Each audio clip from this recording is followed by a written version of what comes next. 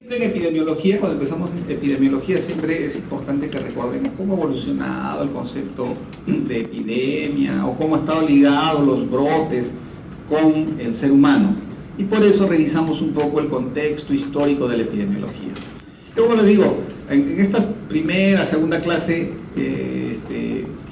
son bastante teóricas. Ya después de ahí van a ver ustedes cuando hablemos de indicadores, de enfoque de riesgo, de diseños, de brote, vigilancia epidemiológica, y tiene otra connotación, ¿ya? Entonces, a veces el alumno dice, ay, pero mira, nos hacen leer esto y el curso solamente se lee y no se aplica nada, etcétera, etcétera. Entonces, las primeras son, esta primera clase es bastante, como yo les digo, teórica, donde vamos a revisar primero el contexto histórico, luego qué es la epidemiología, o sea, la definición de lo que es la epidemiología, que por lo menos eso deben recordar ustedes cuando ya estén terminando la carrera, el método epidemiológico, que se les dijo que era una de las competencias grandes que tenían que lograr, el tema del método epidemiológico, los campos de aplicación y el uso de la epidemiología y la famosa tríada epidemiológica. Y ya van a ver ustedes en este tema de tríada epidemiológica que le hemos puesto, ustedes van a leer, y a lo que nosotros le decimos tríada epidemiológica,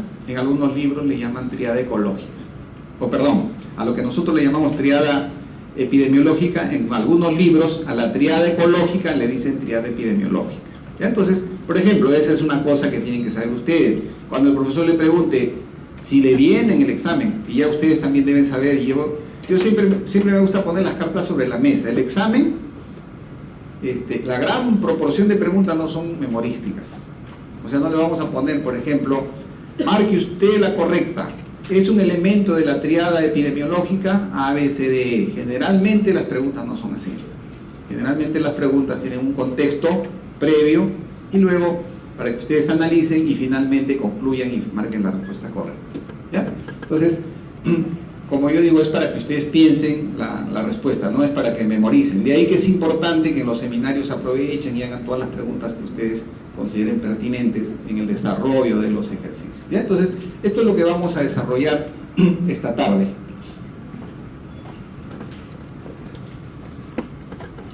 Y para eso nos tenemos que remontar a muchos años antes de Cristo. Ya el año 2000 años antes de Cristo, en el papiro de Ebers, se lee, ¿no?, de que había existido un padecimiento que había afectado de manera masiva a las personas que vivían alrededor del río Nilo. Era una enfermedad febril en personas que vivían alrededor del río Nilo.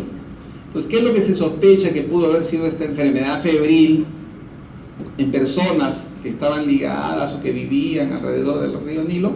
Se dice que tiene que haber sido una enfermedad metaxémica. Entonces ya vamos a un concepto, si para los que no sabían, que es una enfermedad metaxémica, es una enfermedad transmitida por vectores, ¿no? Entonces, los estudiosos dicen que probablemente fue malaria, no era Zika, no era chikungunya, no era dengue, que ahora tenemos, miren, ven, ahora tenemos esas enfermedades que tienen que ver o están ligados a un vector. Entonces, se describe, es la primera descripción de un padecimiento masivo que afectaba a personas que estaban ubicadas alrededor del río Nilo. ¿Y qué enfermedad era esa? Supuestamente era malaria. Después también hay evidencias de padecimientos masivos y que se deducen que han sido masivos. ¿Por qué?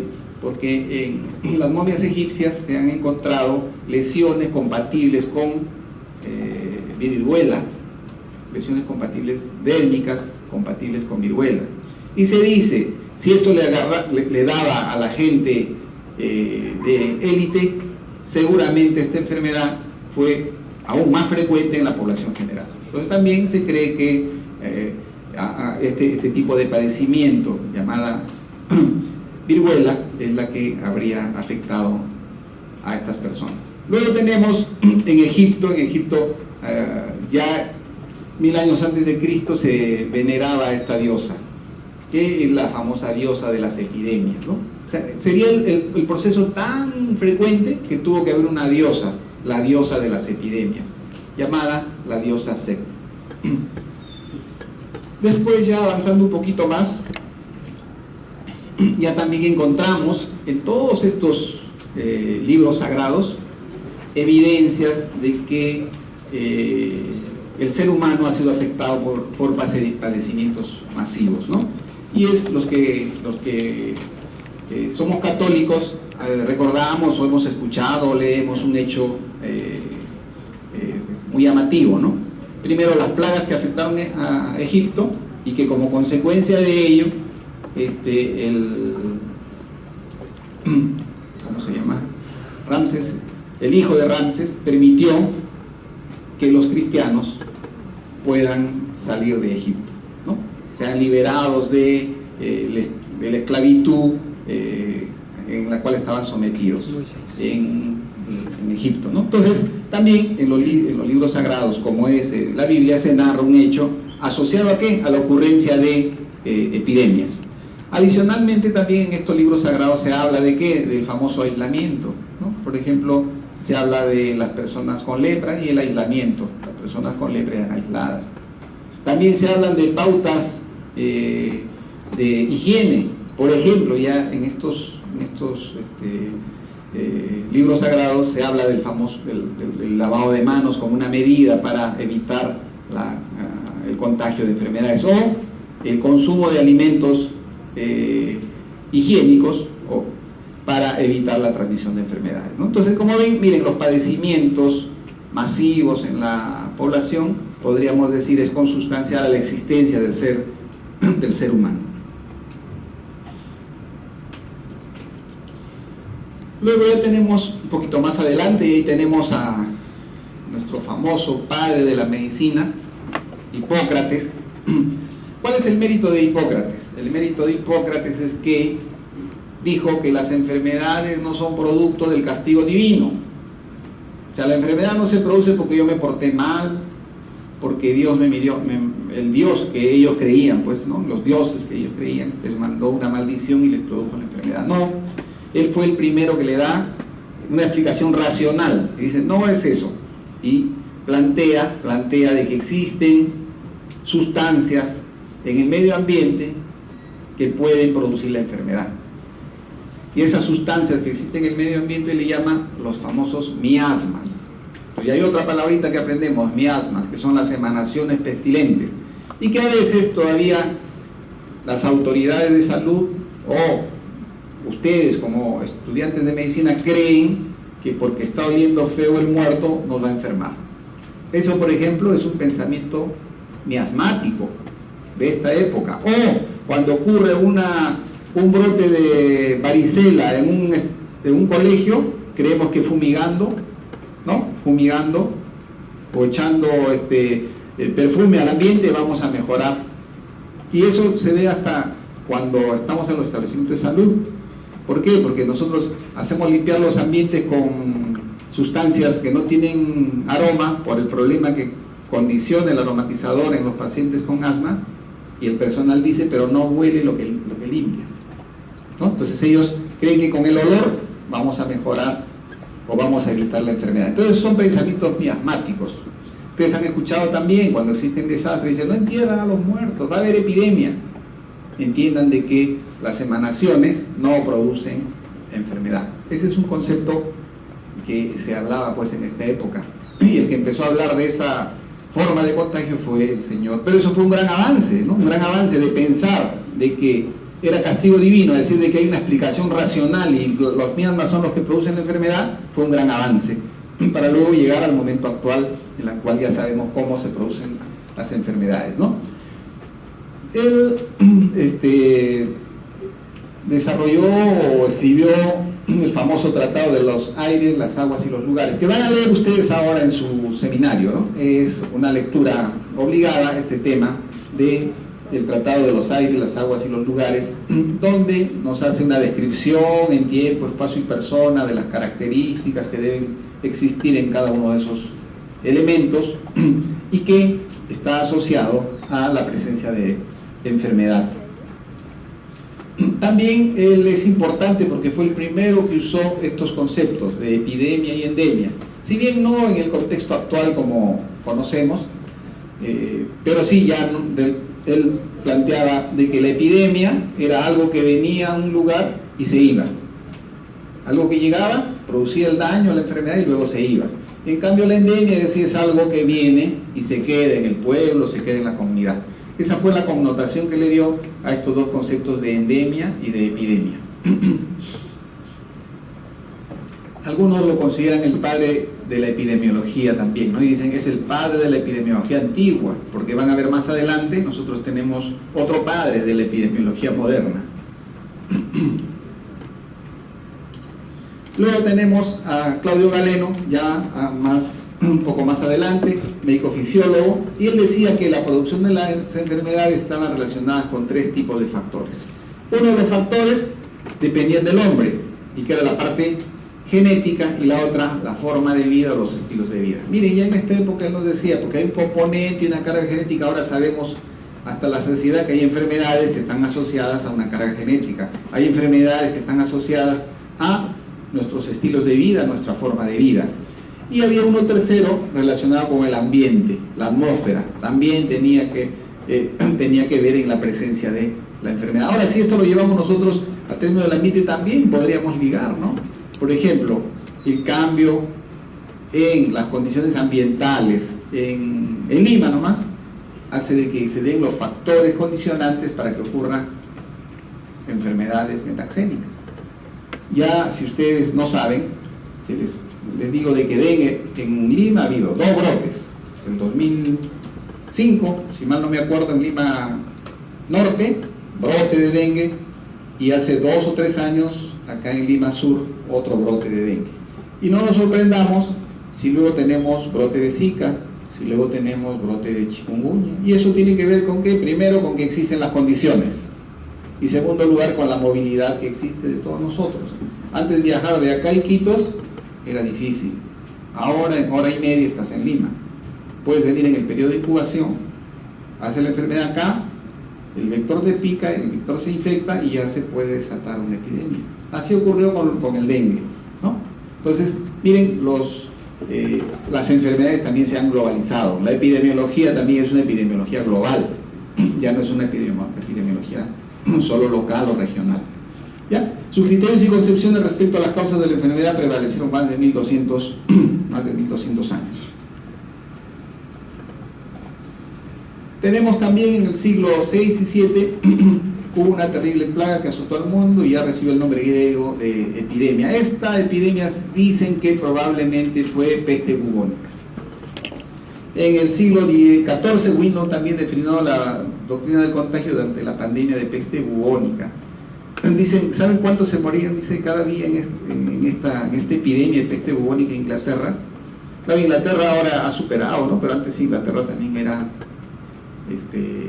las condiciones eran terribles. Y en razón ahí iba a tener una serie de epidemias. Una de esas epidemias fue esta epidemia de peste, donde dice que morían diariamente 10.000 personas. Imagínense, diezmó a la población de Inglaterra. Y en ese contexto, este señor Winlow definió la doctrina del contagio.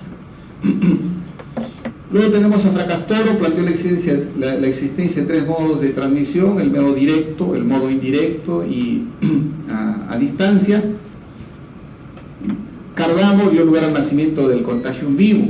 Él también dijo, hay algo, no sé qué es, y le voy a llamar contagium vivum o contagio viviente, que es el que produce la enfermedad. Ese fue el aporte de Girolamo Cardamo. Entre el siglo XIV y XVII ahí hubo un retroceso, porque la Iglesia tomó el mando, ejecutó acciones de orden sanitario, pero lo llevó al contexto de que la enfermedad nuevamente era producto del castigo, ¿no? Y por lo tanto, para poder curarnos, teníamos que redimirnos de nuestro castigo. ¿A través de qué? Del ayuno, a través del castigo físico, a través de la meditación, ¿no?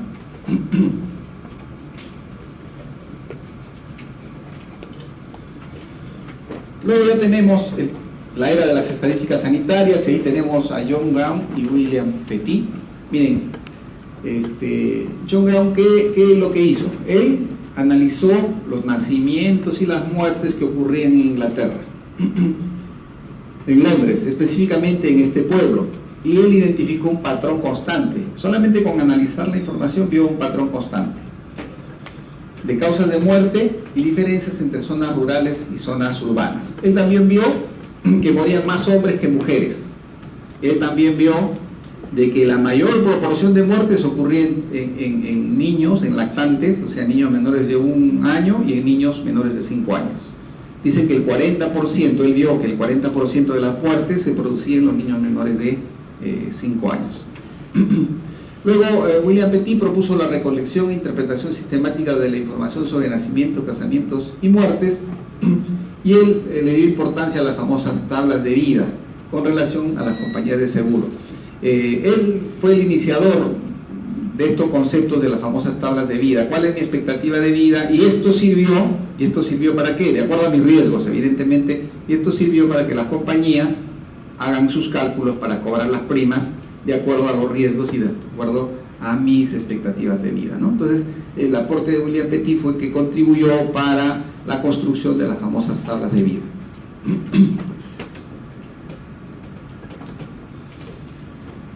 Luego tenemos la era de las enfermedades infecciosas, donde ya hablamos de las causas. Y tenemos a Lin, que demostró que la causa del escorbuto es una deficiencia del consumo de cítricos. Miren, ¿no? En esas épocas no tenían la tecnología que existe ahora, pero ya con la simple observación, el análisis, la descripción, se pudieron desentrañar muchas incógnitas. Una de ellas es la de Lin, que demostró que el escorbuto era producida porque había carencia de ácido cítrico, de vitamina C. Jenner crea la primera vacuna contra la viruela en el año 1800 más o menos. Pierre Alexander Louis demostró que la tuberculosis no es hereditaria y crea la primera sociedad epidemiológica de Londres. Otro prominente personaje que contribuye con la epidemiología es William Farr. Él comienza a utilizar las famosas tasas de mortalidad y los conceptos referidos a dosis y respuesta, por ejemplo, que son conceptos que utilizamos cuando hacemos el análisis de causalidad. El tema de inmunidad de grupo, lo que ahora llamamos la inmunidad de rebaño. ¿Qué es eso? Que si yo vacuno al niño, va a permitir de que haya inmunidad en el grupo familiar o en el grupo en el cual él está inmerso. Eso es lo que se llamaba inmunidad de grupo, ahora llaman la inmunidad de rebaño. También habló de los años persona y nos habló del peligro relativo, el que ahora lo semejamos al famoso riesgo relativo. Pasteur demostró que todo ser viviente procede de otro ser vivo anterior. No hay generación espontánea, eso lo saben ustedes, ¿no? Él es el que inicia la famosa era bacteriológica. Y a través de este conocimiento de que no hay generación espontánea, también vienen ya los otros conceptos, los conceptos de la famosa unicausalidad, donde se trató también de explicar que había microbios específicos para enfermedades específicas. Y eso también van a ver ustedes con el devenir del tiempo, no fue tan cierto, ¿no? Y se tuvieron que generar otros tipos de conceptos. Luego también tenemos a estos señores, a Storr, Wendell, Semmelweis, quienes estudiaron el tema de la infección, de la transmisión de la fiebre puerperal o infección puerperal. Miren, ellos también, con la simple observación, ¿qué observaron ellos? Una cosa muy simple. Veían que las mujeres que eran atendidas, las mujeres que iban a dar a luz, que estaban en trabajo de parto, que eran atendidos por los practicantes de medicina, que se habían ido a hacer necropsias, morían más que aquellas mujeres que eran atendidas por las matronas. Entonces estos señores se pusieron a pensar, ¿por qué ocurre esto? Y plantearon de que seguramente hay materias cadavéricas que estos señores alumnos las llevan a las mujeres y eso hace que mueran. Entonces, ¿qué hay que hacer? Pensamiento lógico, lavado de manos. Y ahí es que se inicia el famoso lavado de manos. Y ellos, con el simple lavado de manos, reducen de manera significativa la tasa de mortalidad por infección puerperal en las mujeres que habían estado en trabajo de parto. Pues tenemos a Panum también sobre la contagiosidad del sarampión. Este señor hizo un estudio, un análisis de la presencia de sarampión en una isla llamada la isla de Feroe. ¿no? Ahí analizó cómo se transmitía, quiénes enfermaban, por qué enfermaban unos, por qué no enfermaban otros, y llega a unas conclusiones maravillosas que en esa época, o mejor dicho, en esa época llega a unas conclusiones maravillosas que hasta ahora perduran. O sea, no ha sido modificado lo que él nos ha dicho en este estudio en la isla Feroe respecto a la transmisión del famoso sarampión. John Snow nos habla sobre el modo de transmisión del cólera, eso lo vamos a tratar de manera más amplia, y William Bath sobre la transmisión de la fiebre tifoidea en 1857. Entonces, así vamos acercándonos ya poco a poco a los tiempos actuales. Y acá tenemos a John Snow. Siempre los que hacemos epidemiología veneramos a John Snow, ¿no? Por muchas cosas. Por eso se dice que John Snow es el padre de la epidemiología moderna. También se le considera a John Snow el pionero de la epidemiología social. Él hizo estudios respecto al cólera en mineros y vio que los mineros ingresaban a la mina en la mañana llevando sus alimentos, ahí hacían todas sus necesidades, ahí se alimentaban, hacían todo y tenían la mayor probabilidad de sufrir cólera, ¿no? Entonces hay factores sociales que influyen en la presencia de la enfermedad. Por ese concepto que planteó, se le considera a John Snow el pionero de la epidemiología social. Miren, ese concepto, así es, y así ocurrió cuando llegó la epidemia del cólera al país. ¿Quiénes se enfermaron? Los que tenían las menores condiciones sociales y económicas. Ellos son los que enfermaron. ¿Por qué? Porque la enfermedad tiene una connotación social también, pues, ¿no? Y ya ustedes que han hecho salud pública han hablado, por ejemplo, de los famosos determinantes sociales de la salud, que son los macrodeterminantes para la presencia del daño a la salud. Entonces, él lo que hizo fue investigar la transmisión y distribución de la enfermedad del cólera en Londres en esa época. El cólera apareció en la India en el año 1817 y como parte del comercio llegó a Inglaterra en 1831. Entre ese lapso y el estudio que hizo John Snow hubieron 5 epidemias. Miren, terrible, ¿no? Entonces, 2 de esas epidemias las estudió John Snow en esta época. ¿Qué es lo que hizo John Snow? Esto es lo primero que hizo John Snow. Por eso, cuando hay un brote, recuerden, lo que tenemos que hacer es descripción epidemiológica. ¿En qué? En las variables de la tríada epidemiológica: tiempo, espacio y persona. Esto es un ejemplo de descripción en términos de espacio, ¿cierto? Entonces él puso los puntitos y vio dónde había la mayor concentración de enfermos y encontró que la mayor concentración de enfermos estaba alrededor de una bomba de agua que estaba ubicada en la famosa calle Broad Street. Entonces dijo, el agua que consumen es la que está asociada con la presencia de la enfermedad.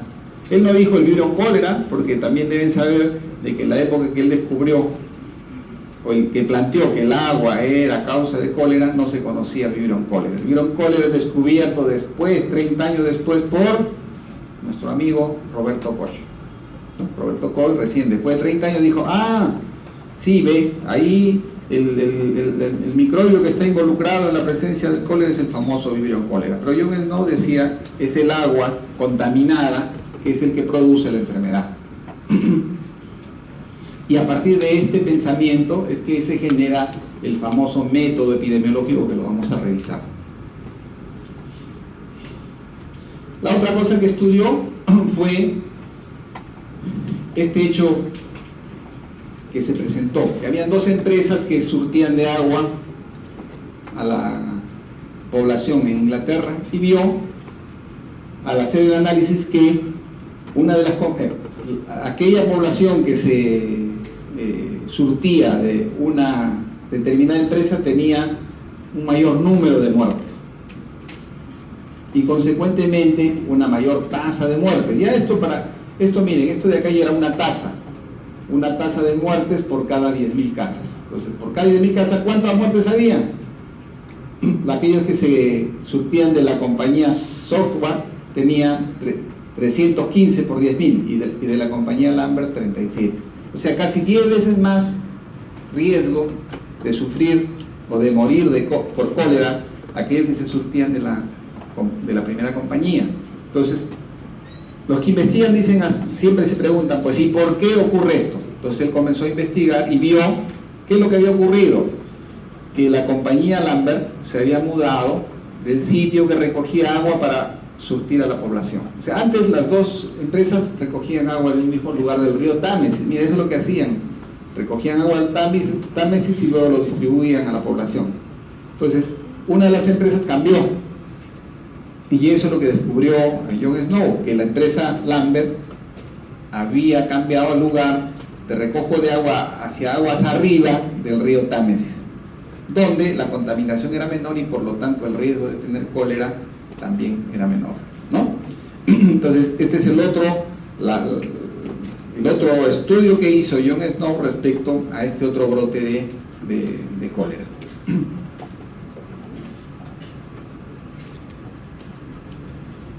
Luego tenemos ya, miren, hemos pasado primero de los miasmas, hemos pasado luego a ver los microbios como causas de enfermedad, y luego ya surge otro problema, el tema de las enfermedades crónicas y los factores de riesgo. Entonces, cuando ya no se puede explicar un hecho a través de una ocurrencia, es que tienen que surgir nuevos planteamientos. Y, como dice ahí, con la teoría del germen, la epidemiología adoptó el modelo de la causa única, lo que llamamos el modelo unicausal. No se preocupen de saber de qué se trata el modelo unicausal. Cuando hagamos la clase de causalidad, ahí les van a explicar de manera amplia los criterios o la teoría unicausal. Acá, de manera simple, decir de que el modelo unicausal dice que hay un microbio o hay una causa única para una enfermedad única. Ya en el mundo real casi no existen ejemplos de causa única, enfermedad única. Y aparece una enfermedad llamada pelagra, donde todos decían de que era producida, como la corriente era de que habían microbios, todas las enfermedades se explicaban por microbios, se negaba la existencia de otros factores que pudiesen producir la enfermedad, ¿no? Y uno de esos temas fue la famosa pelagra, pero siempre hay pues personas brillantes, y una de esas personas brillantes fue Joseph Goldberger, que en 1914 rompe este famoso paradigma de los microbios y dice, no, pelagra no se produce por un microbio, se produce porque hay deficiencia de un micronutriente. Y miren, él hace un experimento, pues, ¿no? Experimenta este tema con seres humanos. Evidentemente en esa época no teníamos pues los criterios que ahora se usan, los conceptos de bioética, pero él hizo un experimento para demostrar casualmente su planteamiento de que esta no era una enfermedad producida por microbios, sino era producto de la carencia de micronutrientes. Luego el incremento de las enfermedades no transmisibles en el siglo XX amplió el campo de la acción de la epidemiología, y McMahon ya en el año 70 propone la famosa red causal. También vamos a tocar el tema de la red causal cuando hablemos de causalidad, y ahí van a ver de qué se trata esta famosa red causal. Lo que sí, no deben olvidar de que en este contexto de la red causal, lo que debemos de tener en cuenta son los famosos factores de riesgo, que hasta a la actualidad pues es lo que más hablamos, ¿no? Los famosos factores de riesgo. Y ahí hablamos de la famosa caja china, donde sabemos que hay factores, pero no sabemos cuál es la causa última. Y nosotros intervenimos sobre aquellos factores de riesgo, ¿no? Entonces, la famosa red causal asociada a los famosos factores de riesgo y a la famosa teoría de la caja negra. ¿Caja china o caja negra?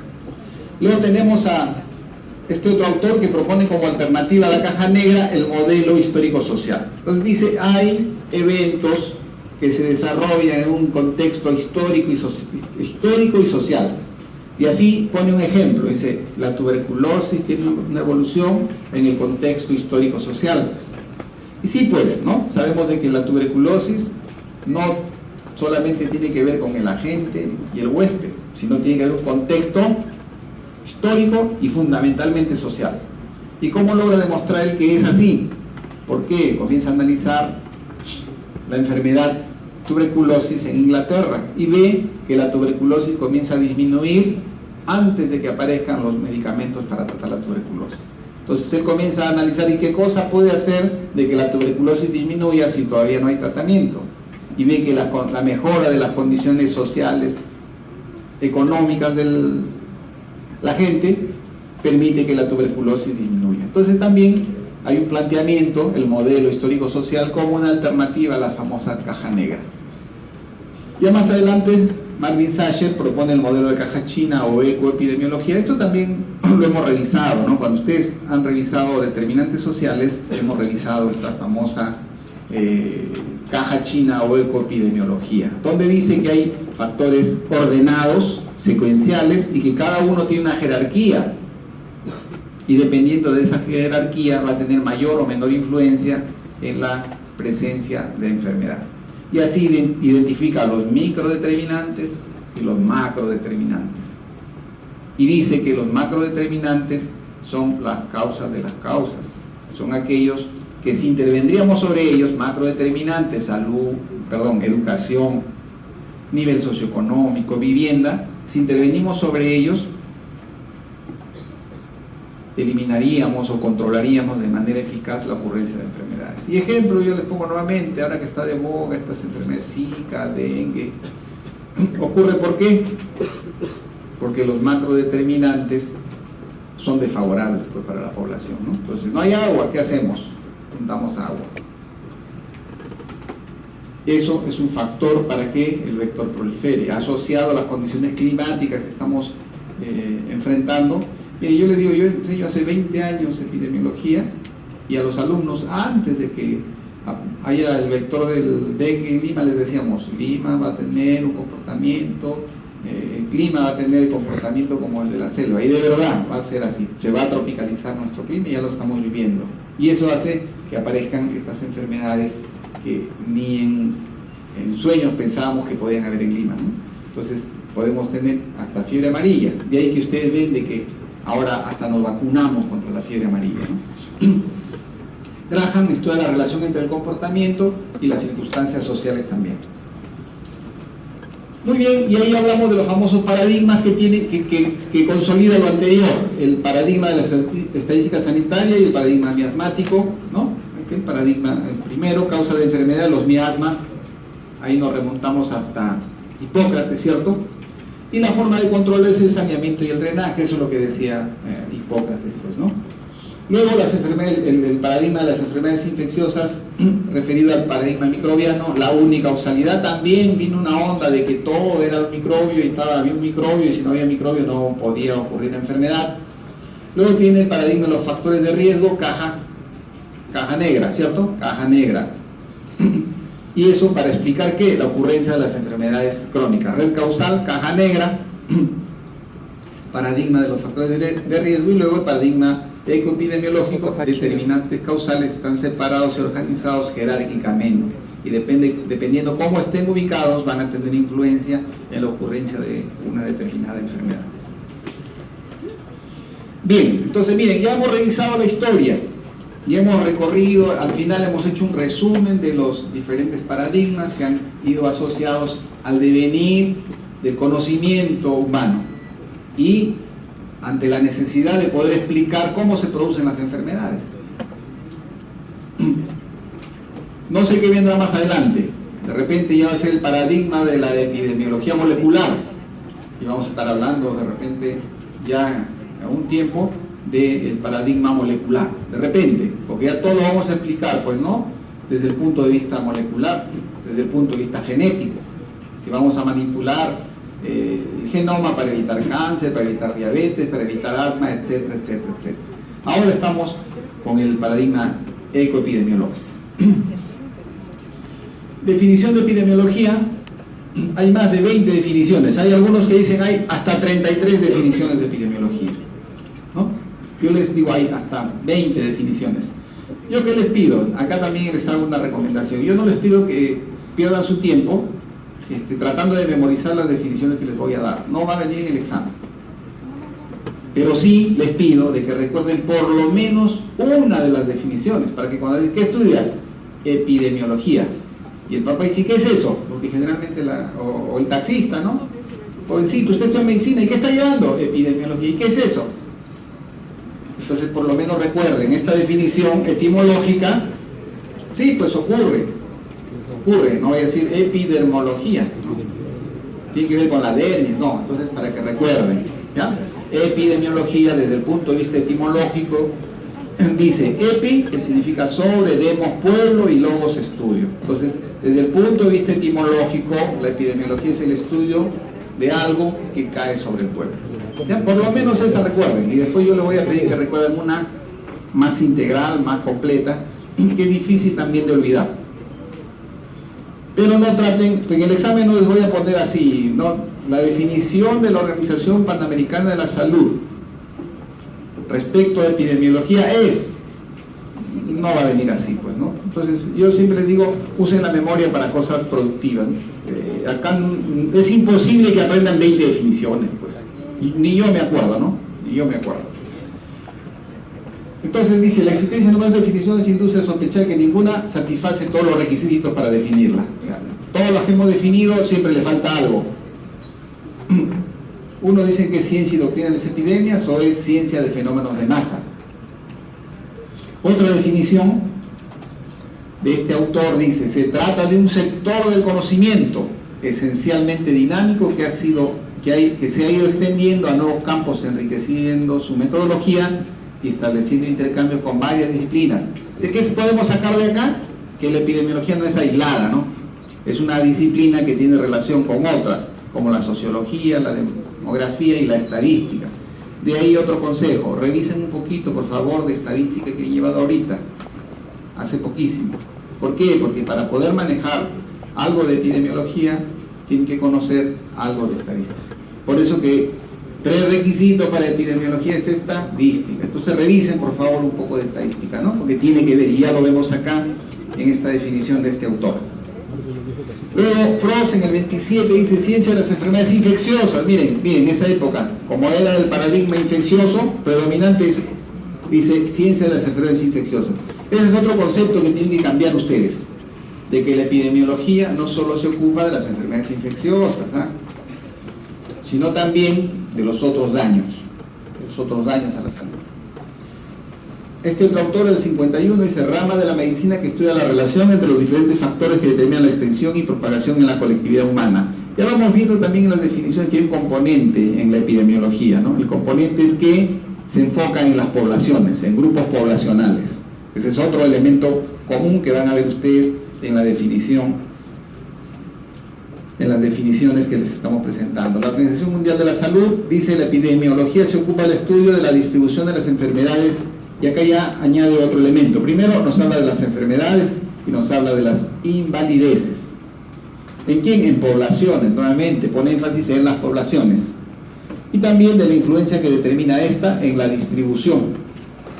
Y McMahon, el estudio de la distribución de las enfermedades en el hombre y de sus factores que determinan su frecuencia. O sea, cómo se distribuyen los factores y cómo estos factores determinan la frecuencia de la enfermedad. O cómo impactan estos factores en la presencia de la enfermedad. La Asociación Epidemiológica Internacional dice es el estudio de los factores que determinan la frecuencia y distribución de las enfermedades. ¿En quiénes? En poblaciones humanas. Todos estos autores es un método, una forma de obtener conocimiento y resolver problemas sanitarios. Aquí ya vamos viendo un elemento también importante, ¿no? Que la epidemiología no solamente se encarga de describir, no solamente se encarga de analizar, sino van a ver ustedes que fundamentalmente en resolver problemas sanitarios, ¿no? Esa es la otra cosa importante que tiene la epidemiología. Este autor, un razonamiento y un método de trabajo objetivo propuesto en medicina y en otras ciencias de la salud, aplicado a la descripción de los fenómenos de la salud, a la explicación de su etiología, ya nos hablan de otro componente, a la explicación de su etiología, y ahí entra el tema de la causalidad como un uso de la epidemiología, y a la investigación de los métodos de intervención más eficaces.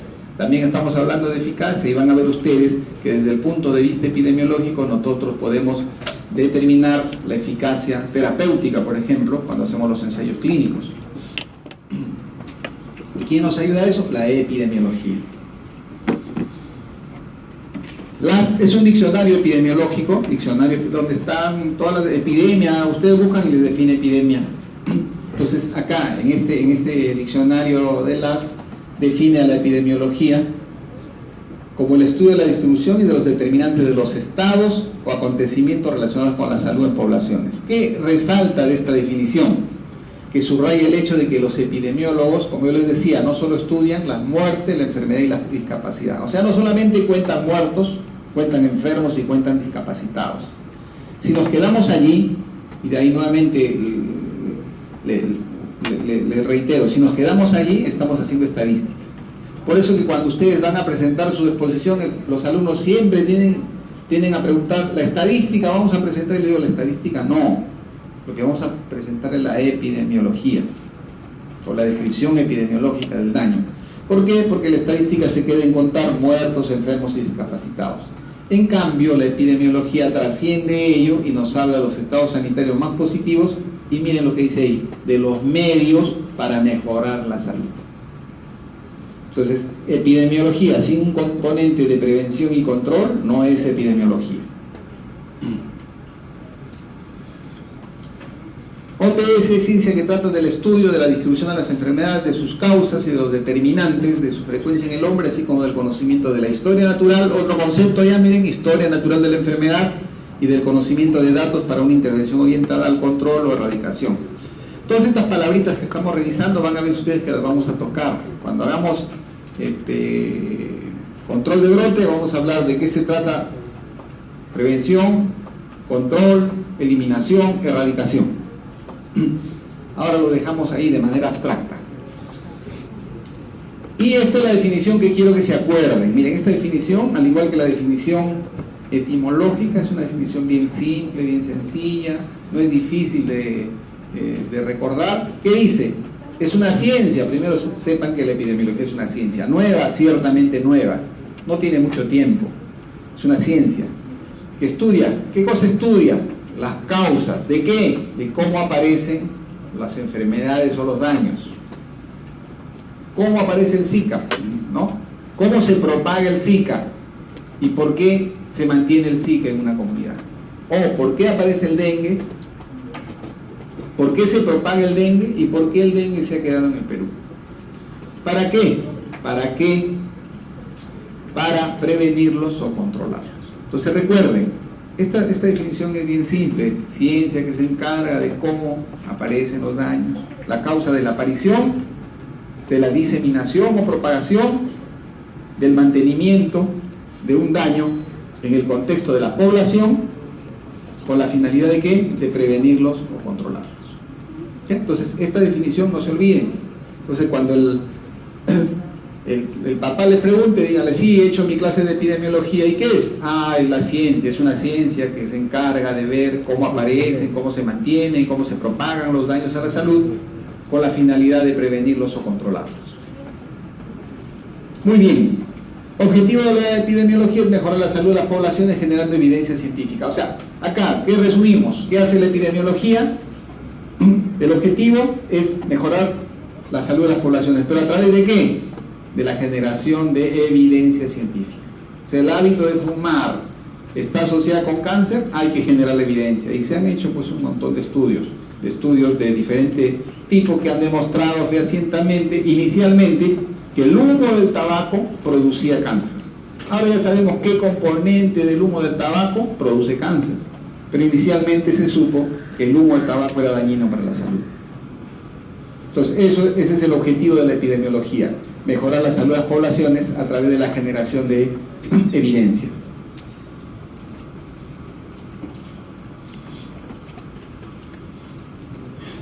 Bien, la epidemiología se caracteriza por contener un conjunto conceptual de conocimientos en constante interacción con un sistema de raciocinio inductivo. Entonces, el método epidemiológico que es el método científico aplicado a los problemas de la salud de un grupo humano. Entonces, vean, el método epidemiológico tiene que ver con el método científico. O sea, es el método científico, pero que lo aplicamos a los problemas de salud de un grupo humano. ¿Y quién fue el que planteó el método epidemiológico? Ya lo dijimos. ¿Quién fue? John Snow. ¿Cuándo? Cuando estudió el brote de cólera en Inglaterra. ¿Y en qué consiste este método epidemiológico? Consiste primero en que debemos partir nosotros de la formulación y definición del problema de salud. Entonces John Snow, ¿qué hizo? ¿Cuál era el problema de salud? La muerte de personas, producto del consumo de un determinado de agua. Luego hizo la descripción de los elementos del problema y yo les presenté un mapita, eso es descripción del problema en términos de espacio. También hizo la descripción en términos de persona, quienes morían más. También hizo la descripción en términos de tiempo, cuándo ocurrió este evento. Y luego, en base a eso, comenzó a formular hipótesis. Entonces, ¿quiénes se mueren más? Los que están alrededor de la bomba. ¿Y qué características tienen estos? Que consumen agua de la bomba. Entonces dijo, mi hipótesis es de que el agua de la bomba es la que produce o está asociada a la presencia de cólera. Luego hizo la comprobación o refutación de la hipótesis. ¿Cómo comprobó o refutó la hipótesis? Dijo, coordinó con las autoridades y dijo, vamos a cerrar el grifo o la bomba que está acá en Broad Street. Se cerró y disminuyó la presencia de casos de cólera. Entonces comprobó su hipótesis. No, miren, estos hechos han sido tan importantes que cada año se saca la famosa bomba de Broad Street para hacer la celebración el día en el cual supuestamente se retiró la bomba para controlar el brote, ¿no? Eso es lo que hizo John Snow, y gracias a ese su raciocinio, gracias a esa su capacidad de observación, de análisis y de síntesis, se generó este famoso método epidemiológico. Y como les hemos dicho, el método epidemiológico es el método científico aplicado en el contexto de los problemas de la salud de un determinado grupo de individuos.